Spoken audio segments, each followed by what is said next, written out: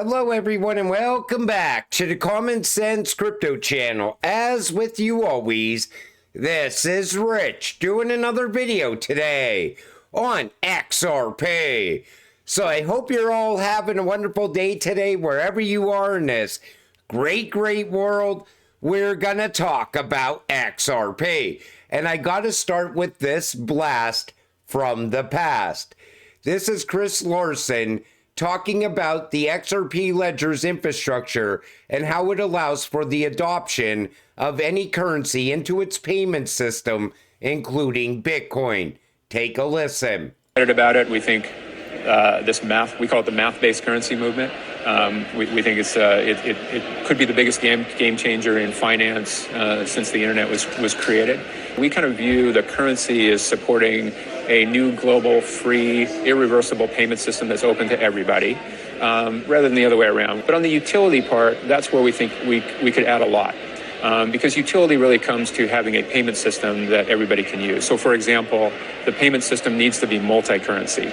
So the structure that we've built to solve the double spend problem, which all math-based currencies have to solve, it's basically a global ledger. Everybody shares the ledger.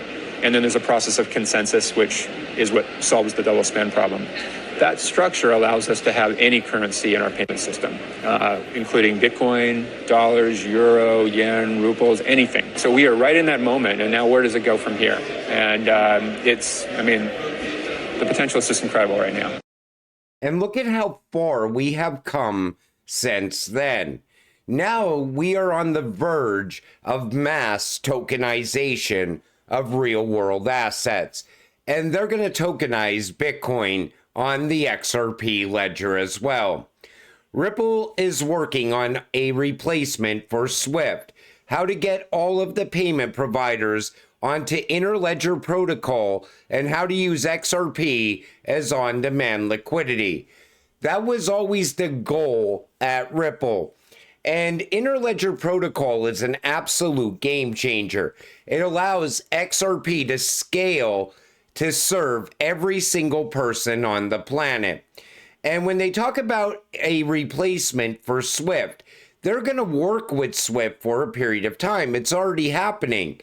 XRP and SWIFT.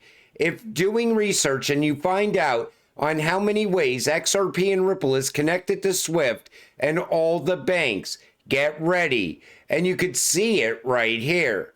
This has been going on for a period of time because SWIFT knows they need that upgrade for real-time payments, or SWIFT will just become irrelevant going forward. So RippleNet technology fixes SWIFT, but at the same time, people could choose not to utilize the SWIFT system and opt to use the alternative, RippleNet and XRP. XRP is already integrated into the new financial system. IMF, World Bank, BIS, SWIFT, ISO 222. The biggest institutions aren't ignoring XRP. They're positioning around it. While most chase speculation, real adoption is happening behind the scenes. And you see it here. IMF recognized stablecoins, Stellar, XLM, and Ripple XRP have been acknowledged by the International Monetary Fund, IMF, highlighting their potential significance in global financial systems. This recognition suggests that they play a role in facilitating secure and efficient cross-border transactions. That was when the IMF said XRP and XLM would be stablecoins, high-valued stablecoins in the future. Basel III and banking stability. Basel III is still coming as well. It's an international regulatory framework established to strengthen the banking sector. It introduces reforms to reduce fiscal financial risk by requiring banks to maintain specific leverage ratios, to balance debt and equity, hold adequate reserve capital to absorb losses during economic downturns. Remember, Jamie Dimon didn't like the idea of Basel III, wanted the United States to delay it as long as they possibly can. Well, that is all part of that liquidity crisis that's looming. This supports effective market liquidity management, enhancing the resilience of the international banking system. So once that liquidity crisis shows up, these banks will shift to XRP and that on-demand liquidity. You know, that liquidity crisis just didn't go away overnight. It's just people stopped talking about it. And that is going to come back around to haunt us once again. Wait and see. This comes from Mr. Man. The SEC is starting to drop cases against other companies, which shows a shift in how they're handling crypto enforcement. Ripple's case is more complicated because it's not just about paying a $125 million fine. The bigger issue is how XRP is classified, whether it's a security, a commodity, or a payment instrument under US law. Right now, they're trying to figure out if XRP is a commodity like Ethereum. You see all the headlines for that right now as well. Even if Ripple pays the fine, the SEC has to decide how closing the case impacts future regulations. If they drop it without clarity, it could weaken their position in future enforcement actions. Ripple, on the other hand, likely wants complete clarity. If the SEC doesn't provide that, Ripple could push for a federal court ruling that forces a judge to decide XRP status once and for all. If a federal court rules that XRP is not a security, it would set a legal precedent that could impact every other crypto project in the United States.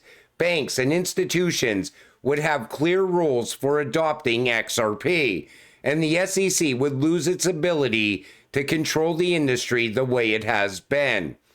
This moment could define how digital assets fit into the financial system, and whether crypto moves forward under clear regulations or remains in a gray area. Now, here's what's good about this going forward. I think Atkins is going to end this battle once and for all.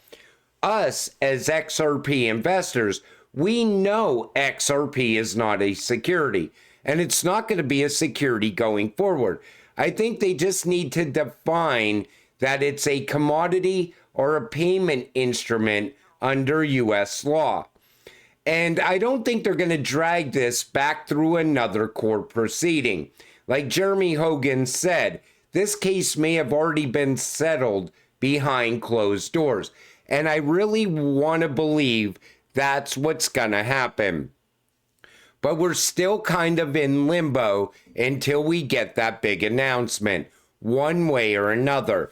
And Atkins, he's still stuck in paperwork purgatory in Washington. They need to get him at the SEC as soon as possible. But here's the good thing. Think about it like this. If alt season was to start to begin, and Atkins then comes in as the SEC chair in the middle of alt season, while XRP is already sitting maybe well above $6, $7, and then they get rid of the Ripple versus SEC case and it comes to a complete end, that only sends the price of XRP even higher. Same thing with ETFs. Alt season begins, XRP is already moving up in price, then the ETFs get approved, moving the price higher. Everything leads to XRP going higher. You idiots at Bitcoin Magazine, LOL. Bitcoin is a strategic asset, not XRP. This comes from Blue Hawk Legend. So what they're saying in this article, and this article is absolutely ridiculous. They have no idea what they're even talking about. They're talking about XRP unlocking the Nostro accounts so that the US can go and buy Bitcoin with that money. Then they go on to talk about how Bitcoin strengthens the US dollar. I honestly thought that the US is just going to put this Bitcoin away for 20 years to pay off half the debt. I thought that was the whole point of that Bitcoin reserve. But now they're trying to get the United States government to buy Bitcoin any way they can. But this article is absolutely ridiculous from beginning to end. And the guy that wrote it is clearly a Bitcoin only bag holder. Only 10% of Americans support increasing federal funding for crypto. Majority opposes the reserve. They don't even want the reserve. Like I told you, people outside of crypto, they don't want this. You know, anybody you talk to outside of crypto about getting into crypto, 9 out of 10 of them don't even see crypto as having actual value. And the rest of them don't want to tie up their money in crypto. And no matter how you try to convince them that time is running out, they just don't see the value in crypto at all. And that's why this poll does not surprise me. There's no way they're going to go and buy more Bitcoin. The American people just will not back that at all. And there's only a few bag holders in Washington pushing this narrative. The rest of the people in Washington are not going to go along with this either, because they serve the American people. But let's wait and see where this goes from here. Here's New York Superintendent of Financial Services, Adrian Harris, talking about all the crypto bros working for the NYDFS. By the way, the license she's referring to is the coveted BIT license that Ripple snagged in 2016, making them one of the earliest players to flex their institutional crypto cred in the Empire State. Take a listen. So like our crypto team is 60 people, right? Examiners, financial crimes people, forensic accountants, crypto natives. Like we've got some amazing crypto bros on our regulatory team, right? So it's a really diverse group of people. But what we now see is the demand for our license and charter just goes up and to the right? That rigor, that transparency is important for responsible innovators. And so it's not just about the rules on the books, but when it's executed well, when it's operationalized well, you see that drives innovation. You see why that license is so important. She called it the coveted license, and Ripple already has that license in place. Those money transmitter licenses that Ripple has all throughout the United States are a very big deal. Think about XRP being utilized domestically inside the United States. And XRP healthcare, once again, expanding out. Access to affordable, high-quality medicine is a game changer. That's why we're proud to welcome Incepta Pharmaceuticals Limited, a global leader in generic medicines and biotech, to our growing ecosystem. From life-saving treatments to cutting-edge innovation, this partnership is set to transform healthcare access across Africa. Together, we're scaling healthcare affordability, innovation, and impact. You know, I bought XRP Healthcare early on because I figured everybody needs healthcare.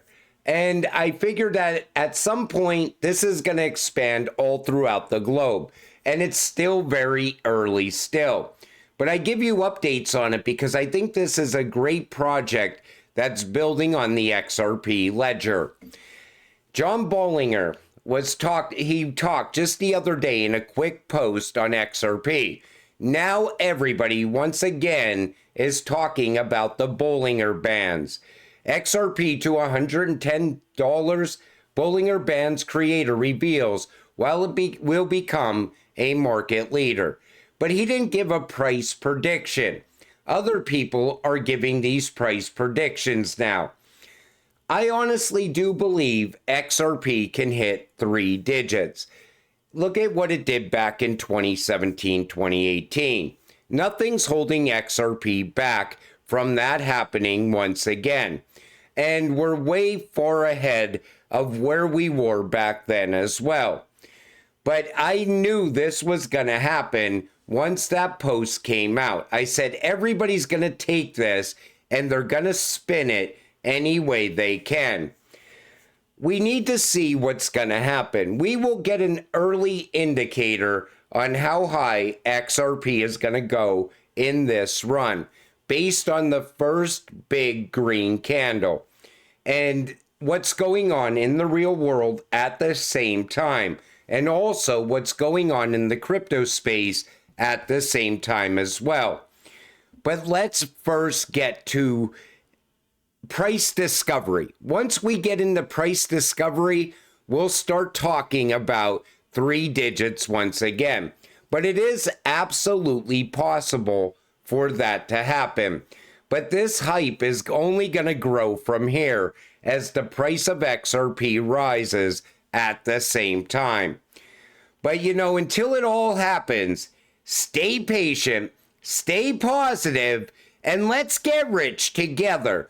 With that said, I'm going to wrap up this video. I want to thank you all for watching. I appreciate all of you. I'll see you in the next one. Have a great night.